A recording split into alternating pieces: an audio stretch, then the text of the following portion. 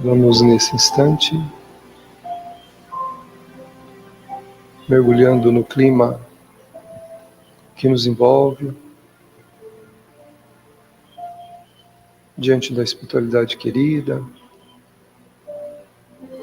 onde quer que cada um se colocou à disposição para esse instante.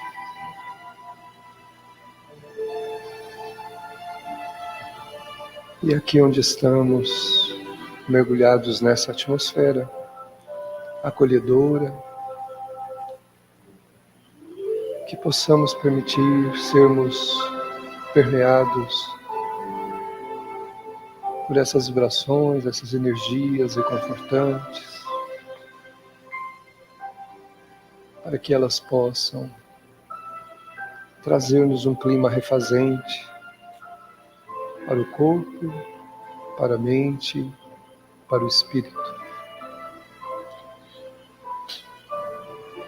Em meio à natureza que nos abraça,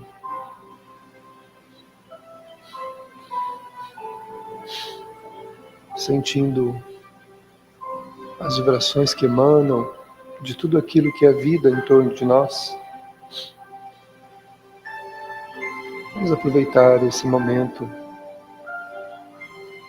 recebendo mais um dia de oportunidades, buscarmos, através do entendimento,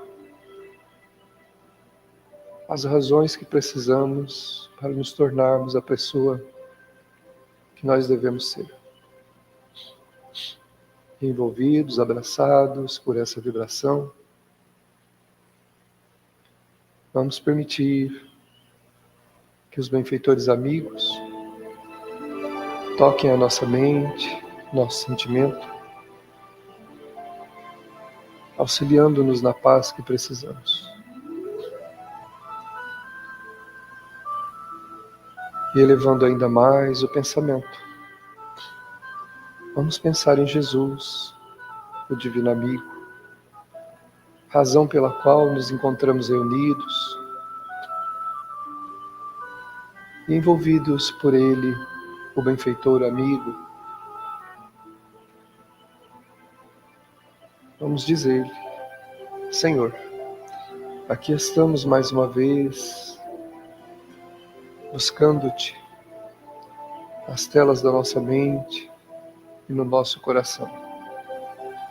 Desejamos conforto e paz, auxílio para as nossas emoções, e rogamos também a inspiração dos benfeitores que em Teu nome nos ensinam, para que possamos aprender de uma maneira mais profunda, sermos tocados como espíritos através da mensagem apresentada a todos nós.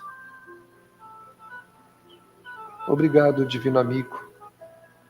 Nessa manhã te rogamos que estejas conosco, tanto quanto desejamos estar contigo. Obrigado, obrigado, amigos espirituais. Se conosco, hoje, agora e sempre. Assim seja.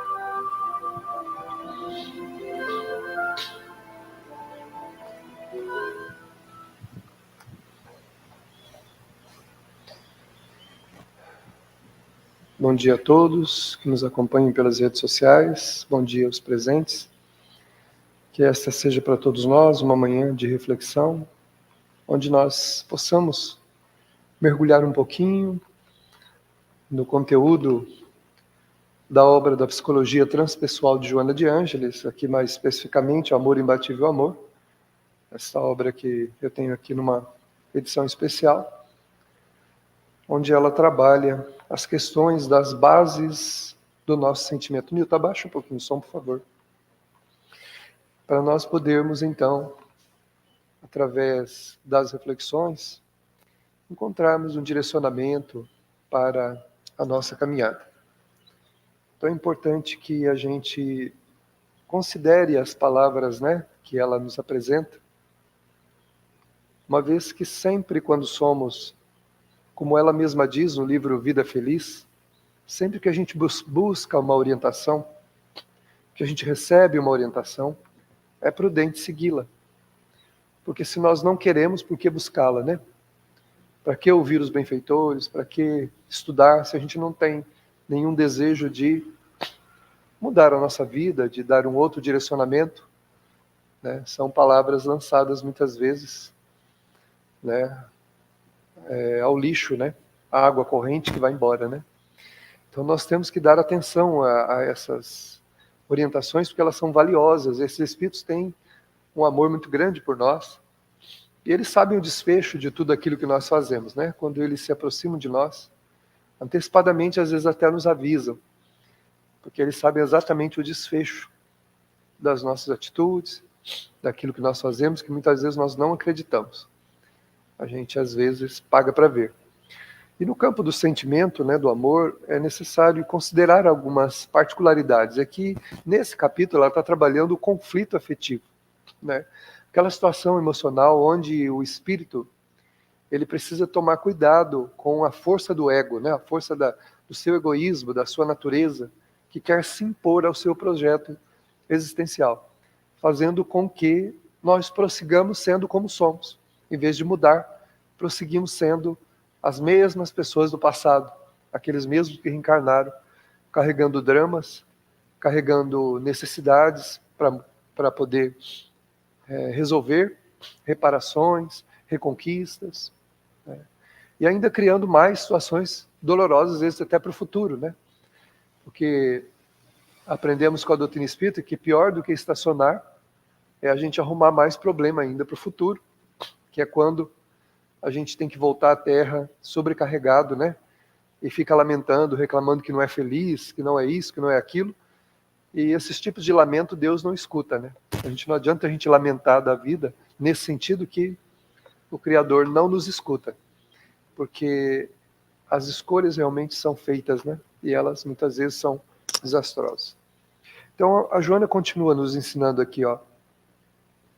O sentimento sem controle escraviza, perturbando a função afetiva, com exigências descabidas, principalmente se o ego comanda a conduta. Então, o sentimento ele não pode caminhar comandando a nossa vida sem um controle. Não é tudo que nós queremos que nós devemos fazer, né? Não é todas as nossas vontades que têm que ser satisfeitas. A gente precisa passar por um controle moral, tudo aquilo que a gente deseja, né? O que eu desejo é moral, dentro da moral evangélica? Está correto? Eu estou fazendo algum mal a alguém, a mim mesmo, ao mundo onde eu vivo, às pessoas? Então eu tenho que passar por um crivo, né? E todas as nossas ações repercutem, né? Ou seja, elas saem de nós. Nada fica só na nossa vida, porque nós somos almas entrelaçadas. Então cada ato nosso, cada gesto nosso, ele alcança em torno de nós, a uma certa distância, mais longe ou mais perto, criaturas, né, de alguma maneira, que têm ligação com o nosso espírito, com a nossa alma. Então nós precisamos pensar. Por isso que nem tudo que nós queremos, nós devemos fazer. O ego não pode comandar. Por que o ego? Porque o egoísta, né, ele pensa só nele. No momento em que ele quer fazer alguma coisa, ele não se importa. Ele não se importa, por exemplo, se isso vai trazer, né, dificuldade para os outros. Então, o ego não pode comandar, né? A gente precisa vencer esse domínio desses interesses próprios que a gente traz, satisfazer os anseios pura e simplesmente nossos, sem nos preocuparmos com o desdobramento disso, que muitas vezes destrói a nossa própria vida, né? Na grande maioria das vezes nos destrói, nem só atinge os outros, mas também destrói a nossa própria vida. Então a gente precisa buscar esse controle. E o que controla isso é a moral cristã, é aquilo que ensinou Jesus, né? Somente um pressuposto que ele coloca: não façais a ninguém o que você não gostaria que te fosse feito. Então, toda a nossa atitude precisa estar medida por isso. Se o que eu estou fazendo ele extrapolando a minha vida, vai trazer malefícios, né? Eu preciso, então, passar isso sob um controle. Esse controle chama controle moral, que é o que se deve e o que não se deve fazer. Poder? Pode. Se não pudesse, ninguém mataria ninguém, ninguém se suicidaria, ninguém cometeria nenhum crime, nenhum mal, se não fosse possível fazer. Agora, deve? Então a gente olha para a humanidade e vê que não, porque os dramas e os sofrimentos que graçam por toda parte é o resultado do livre-arbítrio mal empregado pelo espírito, que agora encontra-se no cenário das suas próprias dores, das dores que ele próprio construiu. E dores que podem se estabelecer agora, nessa própria vida, nessa própria existência, fazendo com que essas contas sejam insuportáveis muitas vezes, né? Sejam realmente dolorosas a um extremo. Então, nós precisamos, né, vencer o egoísmo, né, no sentido de que nem tudo o que nós desejamos, nós devemos. Então, ele fala aqui que o sentimento sem controle, ele escraviza, né? Ou seja, a pessoa fica escrava daquela sensação que ela busca, satisfazer aquela sensação em qualquer sentido que seja, sem se importar com o desdobramento daquilo, né? Sem se importar com o desfecho, né, emocional e moral que aquilo vai ter. E como nós somos a primeira testemunha do que nós fazemos, então nada fica escondido. Porque a gente é o primeiro testemunho. O que eu faço, eu sei que fiz. Né? Quem não podia saber era eu mesmo, e eu sei. Então a minha consciência vai me colocar numa encruzilhada, né, onde naturalmente eu vou ter que fazer escolhas. Porque se eu der vazão ao caminho errado, naturalmente, o sofrimento é sempre a resposta seguinte, né? Não tem como, né? Porque causa uma perturbação, primeiramente na afetividade, né? Depois na própria vida. Então nós temos que cuidar de algo, né? Que a Joana chama, né? Que nós chamamos também de conduta, né? Como é que é a minha conduta diante da vida que eu tenho? Porque vai chegando um momento que se torna insuportável. Não tem mais como prosseguir assim. A vida, as coisas vão travando.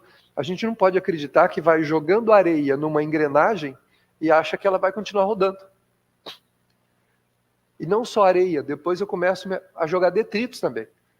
Então eu tenho várias rodas que funcionam sincronizadas, né, girando, aí eu começo a jogar areia lá. Em vez de colocar graxa, lubrificante, óleo, sei lá o que, eu começo a jogar areia ali.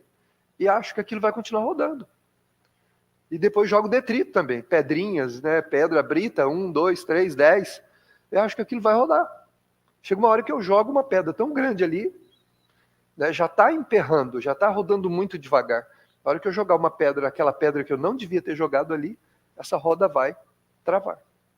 É onde a nossa vida trava, onde o sofrimento começa, né, onde travou é onde o sofrimento começa. E muitas vezes dura toda a nossa existência. E de onde a gente vai recomeçar depois? A gente vai voltar para tirar a pedra de lá. Então eu vou ter que voltar a lavar essa engrenagem com o sofrimento, com a privação, com a falta de tudo aquilo que eu joguei fora. Então aí a gente reclama, né? Nada dá certo para mim, as coisas não se encaminham, tudo dá errado. E procura um entrevistador, procura um psicólogo, procura o psiquiatra, tá bom, pode procurar, não há problema nenhum. E deve até, para equacionar as dificuldades da existência. Porém, não adianta lamentar. Lamentar seria dizer que Deus se enganou, que essa vida que eu tenho não tem nada a ver comigo. Por que eu sofro? Né? O que Deus quer com isso? Já ouvi gente falar assim, o que Deus quer comigo? Com a vida que eu tenho? Nunca nada dá certo, as coisas não andam. Aí, ainda bem que ele não faz isso, porque não é que ele não está nem aí para nós, é que ele sabe a causa, né? E é como a criança birrenta, ela quer alguma coisa que ela não pode ter. E mesmo que ela não entenda, você vai dizer para ela que não. E ela vai ficar brava, ela vai morder tudo que ela tem em volta, vai te morder também, mas você não vai dar. E ela vai reclamar, ela vai espernear. E um dia, quando ela crescer, ela vai entender. E talvez faça a mesma coisa com os filhos dela. Como eu comento com a mocidade. O que vocês pedem hoje para os vossos pais, vocês vão dar para os vossos filhos?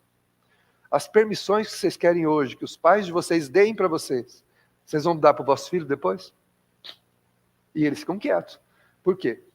Olha, você vai ter os teus filhos, e aí? Você vai dar para eles o que você está pedindo para o teu pai e para a tua mãe? Essa liberdade que você quer? Então Deus permite que a gente cresça, muitas vezes passe por aquele constrangimento, para que quando moralmente adultos a gente compreenda, né, e não pratique mais aqueles atos que levaram a gente a perder muita coisa. Só que aí a gente já perdeu amores, já perdeu condição material, já perdeu um monte de coisa, que foi ficando para trás no tempo. Então, se Deus resolvesse abrir um pouquinho a cortina do tempo para mostrar para a gente o porquê de cada coisa, a gente não reclamaria mais. Por isso que é necessário fazer essa vigilância que Jesus pede, né?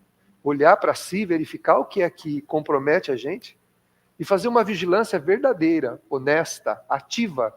Não aquela vigilância passiva que é quando dá certo. Não, a vigilância ativa. Sempre que eu for tentado pelo meu ego, pelo meu egoísmo de fazer aquilo que eu quero, conforme eu desejo, acreditando pura e simplesmente que eu devo viver aquilo. Sempre que eu for tentado a isso, eu vou orar, pedir a Deus que me ajude a não fazer aquilo. Aí Jesus disse, orai e vigiai. Ou vigiai e orai. Então eu peço a Deus que me ajude a não realizar aquilo que, na verdade, a minha natureza me impele. Porque eu não posso ser escravo, como ele fala aqui, da minha própria natureza, do meu ego. Eu não posso ser escravo de mim mesmo, do meu ego. Eu preciso assumir o controle. Porque se eu não assumir o controle, a dor vai assumir esse controle. O sofrimento vai assumir esse controle. A privação vai assumir esse controle. E aí, em vez de aprender pela experiência da vida, eu vou aprender pela pior forma. Constrangido pela consequência dos atos que eu cometo. Então, por isso que ela fala aqui, a gente não pode permitir que a nossa natureza egoísta, egóica, controle a nossa vida. Nós precisamos ter esse controle. Então, percebendo que aquilo fere os princípios da moral cristã, eu tenho que fazer o quê? Eu tenho que começar a pôr um freio nesses impulsos meus. Mas não adianta um freio simbólico, um fingimento, né? Acreditando que ninguém está me vendo. O primeiro que está me vendo sou eu mesmo, a minha própria essência está presente naquilo que eu estou fazendo. Depois tem os espíritos à volta, principalmente aqueles que querem a minha queda. Esses são os primeiros que estão ali. Ninguém faz nada escondido, nem sozinho. Você faz na presença de uma multidão de testemunhas. Paulo disse isso numa carta sua. Há uma nuvem de testemunha que vos observa. Os benfeitores também, mas eles ficam a certa distância esperando o quê? A nossa atitude para poder acessar a gente. Então, quando a gente fala assim, eu não quero isso, eu quero o que é correto. Eles aproximam e os malfeitores afastam. E eles ajudam a gente a caminhar. Quando a gente prefere, eles recuam e deixam a gente com aqueles que a gente preferiu. Né? Tem um ditado que diz, me diga o que você faz, eu vou te dizer quem são as suas companhias. Com quem andas. Dependendo do que a gente faz, dá para saber com quem a gente está andando. E se a gente pudesse ver a corte que nos acompanha, naquele sentido que nós estamos vendo, nós não faríamos só por isso. Só por ver, só por enxergar esse horror, essa dificuldade, a gente fugiria e não faria simplesmente por não ter essas companhias. Mas é necessário que a grande maioria de nós não enxergue nada. Por quê? Para que a gente tenha o livre arbítrio. Para que a gente aprenda com a verdadeira moral a fazer o que a gente deve, não o que a gente quer. Como ele diz aqui, não deixar o ego comandar. Cuidar da conduta, porque a conduta ela é primordial. Mas não adianta simplesmente falar, né? Tem que fazer. Porque a gente é responsável também até pelo conhecimento que tem e não pratica. Então, a Joana vai apresentando para nós essa realidade. Então, a conduta, né, é para nós o diferencial entre a felicidade e a dor. Né? O ego não pode comandar. Né? A gente tem que deixar de ser egoísta, né? Sair hipnotizado pelo desejo do mal e vai e faz. Depois volta e diz que está arrependido. Mas o livro O Céu e o Inferno de Allan Kardec diz que se Deus dá a oportunidade do recomeço, não apaga a falta de ninguém. Então o ego não paga, o arrependimento não paga dívidas. Então por isso que tem que pensar antes de fazer, porque a gente fica implicado, né? Implicado naquilo que faz. Usar uma medida extrema aqui. Uma pessoa assassina alguém e depois diz que se arrependeu. Tá bom, tudo bem. Ele vai ter uma chance para recomeçar, para prosseguir, só que ele está vinculado àquela pessoa que ele assassinou. E ele vai ter que resolver isso com ela. De uma maneira simples? Não. Dolorosa. Esse encontro dessas duas almas vai ser fácil? Não. Talvez custe-lhe algumas existências de dor, de angústia, de infelicidade. Um ato, alguns minutos, alguns segundos, pode gerar séculos de sofrimento para o espírito. Por isso que O pensamento precisa ser educado, né? O Emmanuel diz no livro Pensamento e Vida que nós temos que educar o pensamento. Quando o pensamento negativo, pernicioso, começa a buscar a nossa mente, natural que ele apareça, porque ele provém ainda de uma natureza egoísta. Mas nós temos que fazer o quê? Controlar. Opa, não devo ficar pensando isso. Mudar o pensamento. Quando os nossos olhos passam a vislumbrar no mundo aquilo que não é correto fazer, o que nós fazemos? Opa, isso não está certo. Vou buscar outra forma de olhar. Né? Quando os nossos ouvidos começam a buscar só o que é ruim, a ouvir só porcaria, coisas que não vão acrescentar nada, que vão só levar a gente, o que nós temos que fazer? Educar o ouvido. Lembra da fila que o Chico estava indo e as duas senhoras falando mal do Chico para ia lá pegar o dinheirinho e as coisinhas que ele estava dando e as mulheres falando mal dele. E uma outra senhora perto viu e falou assim: Chico, você ainda deu coisas para essa mulher, você não viu o que elas estavam falando aí? Estavam falando mal de você. E você ainda tem esses ouvidos que escuta tudo, você não ouviu nada? Eu falei assim: não, minha filha, eu não escutei não. Mas você não viu aquela menininha que passou aqui agora, que pegou aquela trouxinha de comida, o dinheirinho? Você não viu no rosto dela o sorriso, a alegria? E o Deus abençoe que saiu da boquinha dela, para levar para a família as coisinhas que ela acabou de receber aqui? Não, a gente não viu não, Chico. Nós estamos prestando atenção nas mulheres lá. Você acha que ele não escutou o que as mulheres estavam falando? É claro que ele escutou. Mas ele tem um ouvido seletivo. Isso não interessa. O que é mais importante? O bem. Então você vai focar os ouvidos, os olhos, a boca, o sentimento e as atitudes, a conduta, no bem. Nas coisas que são boas. Aquelas coisas que Deus nos deu para essa vida e que são planificadoras e que a gente está jogando no lixo por conta da nossa conduta, da nossa decisão, dos nossos sentimentos.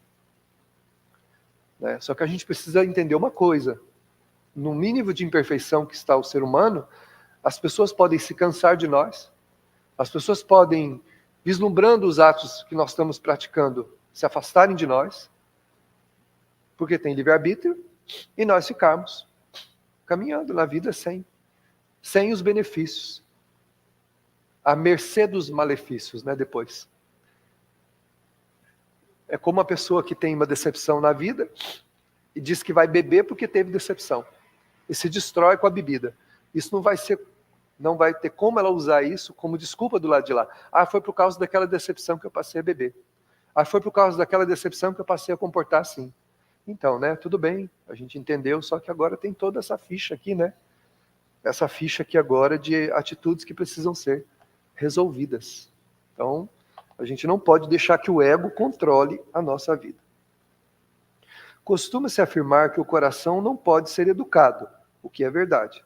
No entanto, podem ser orientadas as explosões do ego, como necessidade afetiva.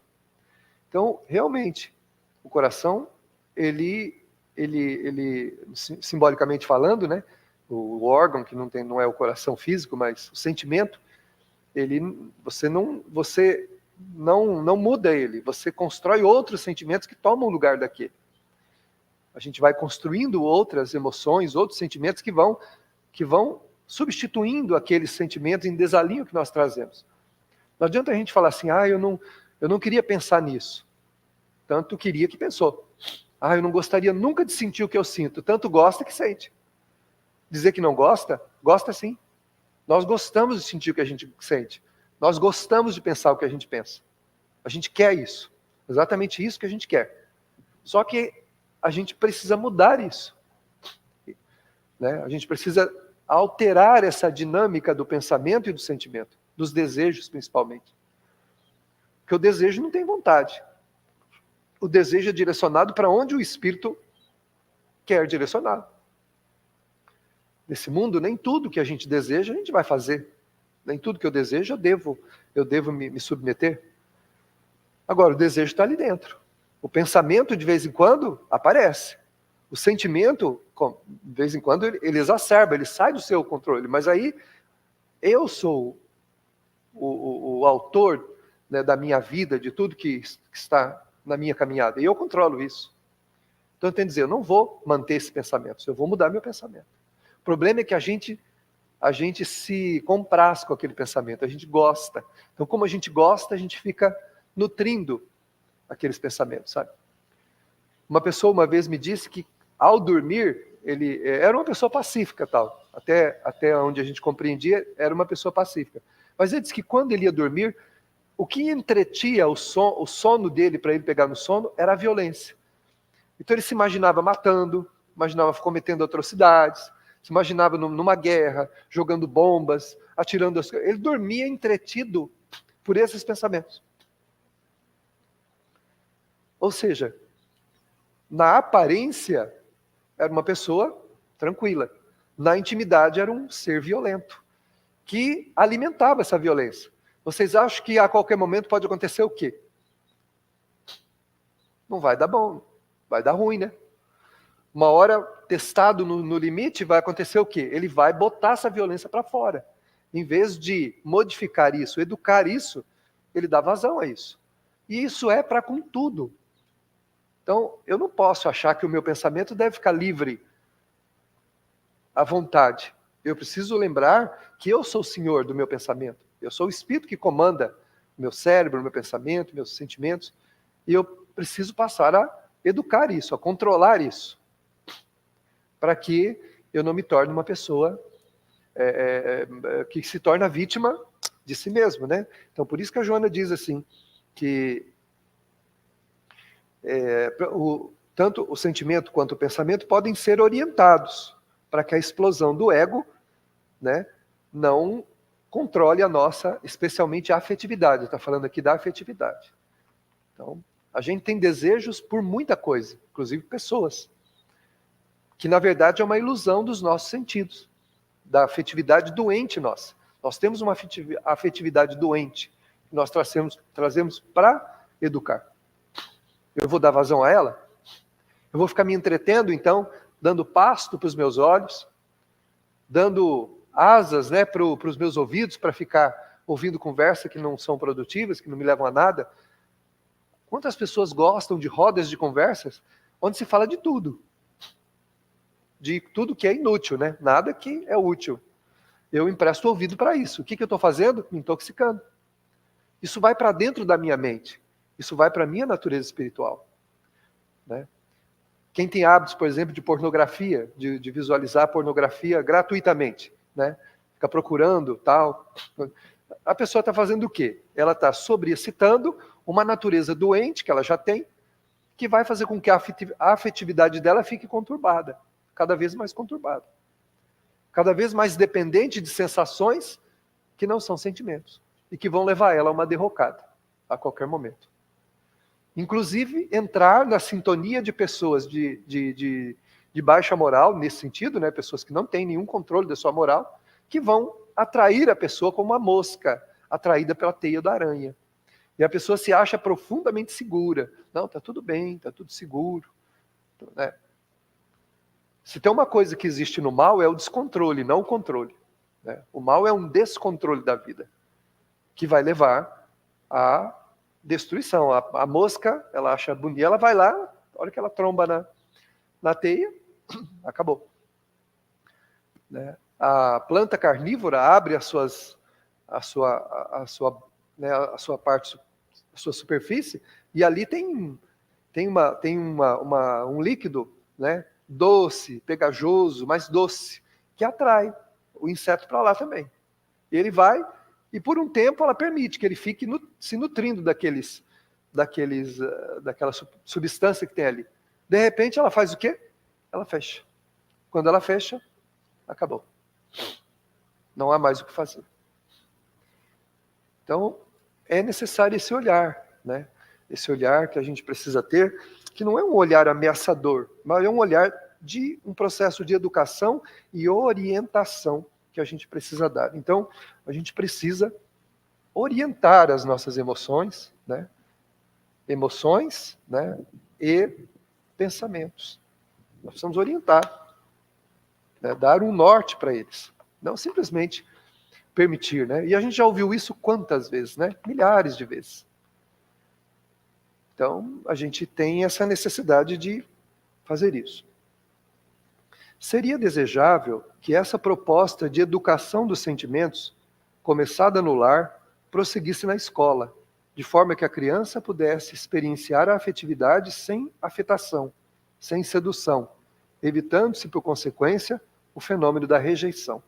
Então, essa orientação, esse conhecimento dessa necessidade de educar o pensamento e o sentimento tinha que começar já desde criança, né? Mas os próprios pais desconhecem muitas vezes isso.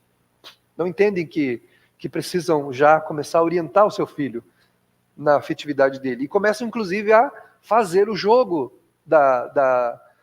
do suborno, né? Quando você quer que o teu filho faça uma coisa, em vez de orientá-lo para isso, você suborna ele. Se você fizer isso, eu te dou aquilo. Se você se comportar, eu vou te comprar tal coisa. Ou se você não fizer isso, eu vou tirar isso de você. Você pode até tirar, mas não pode barganhar. Não pode ficar fazendo essa barganha. Entendeu? Porque o que vai acontecer com a criança? A afetividade dela vai ser desenvolvida de forma distorcida. Não é que você vai inventar sentimentos nela, sensações e reações que ela não tem. Não, o que ela apresentar já é o que está nela. Porém, a gente pode corrigir o que ela já traz, dependendo da maneira como nós lidamos. E isso tem que olhar desde pequenininho, né? Você olha, é uma ilusão acreditar que a criança, que o espírito é criança, que ele é aquilo que você está enxergando. Ele não é. E muitas vezes ele tem uma perspicácia tamanha que ele consegue, já desde pequenininho, te controlar. Se ele tiver um nível de intelecto maior que o teu, e pode acontecer de ter, tem espíritos que são mais evoluídos do que os pais. Ele te controla. Evangelho segundo o Espiritismo, desde o berço. A criança pode controlar o pai e a mãe desde o berço. Então aí é a hora de você olhar e falar assim, peraí, quem manda aqui sou eu. Não no sentido de despotismo, né? Eu que te mando em você. Não. Quem está no controle da situação sou eu, não é você. Então eu vou te educar, eu vou te ajudar. Vou te ajudar a ser uma pessoa melhor. E em vez de ceder, né, a esses impulsos negativos da criança, você vai corrigindo ela, ajudando ela a ter uma visão melhor. Se por acaso depois ela tomar um rumo equivocado, livre-arbítrio dela, mas ela terá recebido a orientação que ela precisa para fazer o direcionamento dela. Então tem que dar religião, tem que orientá-la, tem que fazer orações em casa, tem que limitar os desejos, as vontades.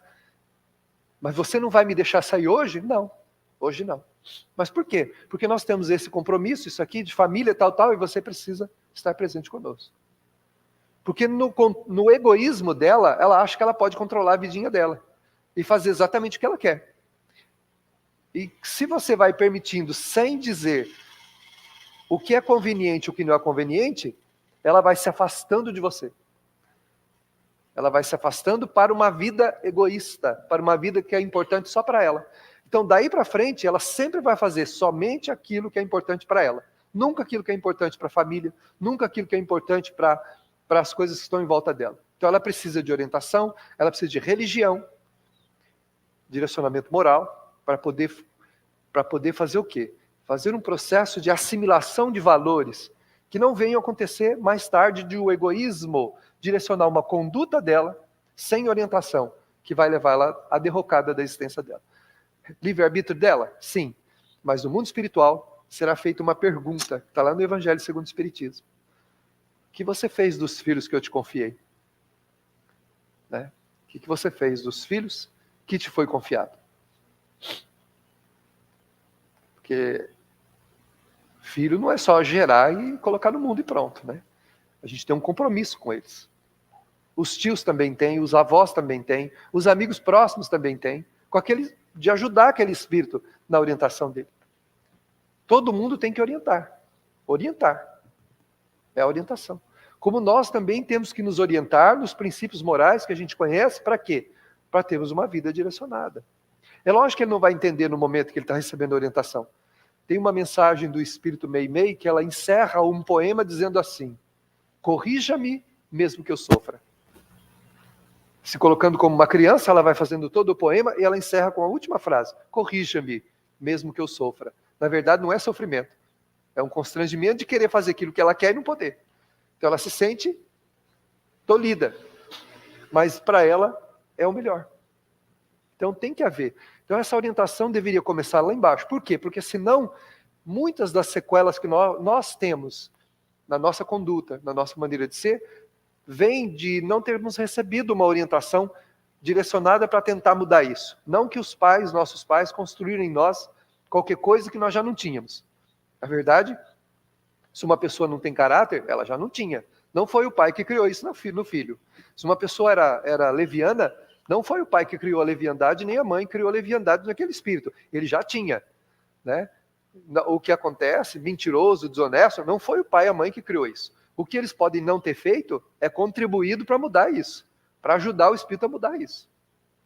Porque senão nós vamos ter que entender que as pessoas têm o poder de mudar os outros, e ninguém tem o poder de mudar ninguém. O Espiritismo fala isso. Eu só posso mudar a mim mesmo, nunca mudar os outros. Nem mudar filho, nem mudar ninguém. Mas eu posso mudar a mim mesmo. E essa mudança, inclusive, pode se transformar numa grande força na educação dos outros, dos meus amigos, dos meus irmãos, da minha família, do meu trabalho, com o exemplo. Se você tem um exemplo bom de conduta, você pode ajudar todo mundo que está à sua volta. Porque você vai irradiar o quê? Você vai irradiar uma realidade que vai auxiliar os outros a ter um parâmetro de como deve se agir. Se eles vão aprender ou não, se vão aceitar ou não, isso é um problema de cada um. Mas, né, é necessário, então, que nós orientemos, né? Nos orientemos. Porque senão a gente vai realmente ter prejuízos sérios na própria existência. Nesse programa educativo, seria viável que se retomasse a espontaneidade ao lado do currículo estabelecido sem rigidez, para que se logre, na competitividade do grupo social, a produção e a conquista de recursos financeiros compensadores para o ego e a realizadores para o self. Então, a nossa educação, ela é um pouco ainda, pelo menos a educação formal, né? A educação das escolas, elas não estão preparadas para essa realidade do espírito, né? Elas formam pessoas competitivas, pessoas que entram no meio social, no meio de trabalho, no meio para tentar se sobrepor aos outros. Quando, na verdade, nós deveríamos formar, como diz o Espiritismo, né? Homens de bem, né? Então, o Espiritismo, ele diz que a função, inclusive, da religião é formar homens de bem. Ajudar as pessoas a serem melhores. A serem do bem. E não das vantagens, do sucesso, daquilo que só beneficia a própria criatura em detrimento dos demais. Não é isso. Nós temos que trabalhar, inclusive, para sermos também homens de bem. Tem um capítulo do homem de bem no Evangelho segundo o Espiritismo que estabelece algumas características do homem de bem. Está lá no Evangelho segundo o Espiritismo. A gente precisa ler e meditar sobre cada um daqueles itens lá. E um deles fala se a nossa atitude não está prejudicando os outros. Se a gente pensa nos outros antes de pensar em si. Alguém pode achar isso um absurdo, mas não é. O bispo de Argel, no Evangelho segundo o Espiritismo, ele fala assim, que a nossa mais doce ocupação não fosse aquela de tornar os outros felizes. Então, pensar no outro antes de pensar em si. Como é que eu faço isso? Toda atitude que eu vá tomar, eu penso, isso que eu estou fazendo vai prejudicar alguém? Essa atitude minha vai trazer algum prejuízo moral, espiritual, material, a quem quer que seja? Então, se for trazer, então eu não vou fazer. Essa é uma das características do homem de bem, que o Evangelho segundo o Espiritismo nos orienta a ser. Então, essa orientação para essa conduta, para corrigir o pensamento e o sentimento, os desejos, as vontades, ela é muito importante. Ou a gente toma consciência disso, ou futuras consequências, não é que a gente não vai responder pelas que já fez, mas futuras consequências poderão ser mais desastrosas ainda. Isso não é uma ameaça, isso é uma realidade. É a lei de causa e efeito, agindo. Se a gente acha que ela não tem efeito,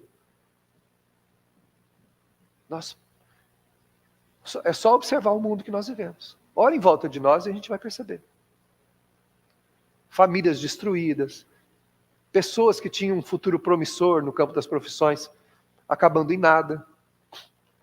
Pessoas se embrenhando pelo vício, se destruindo completamente, pessoas que tinham todo um direcionamento de vida, de repente entra num vício e acaba totalmente destruído por causa desse vício. Né? As dores, os sofrimentos, as doenças, tudo que nós olhamos em torno de nós é uma produção do efeito contrário disso que nós estamos falando. Né? Então o Evangelho nos orienta, né, a trabalharmos as questões do homem de bem. E isso entra no processo da orientação, né? Não permitir que o ego nos controle, que o nosso egoísmo, que é aquele desejo que a gente quer colocar em prática a qualquer custo, sem compreender os malefícios terríveis que advêm depois da atitude. A conduta orientada pelo ego, né? O egoísta tem uma conduta muito estranha.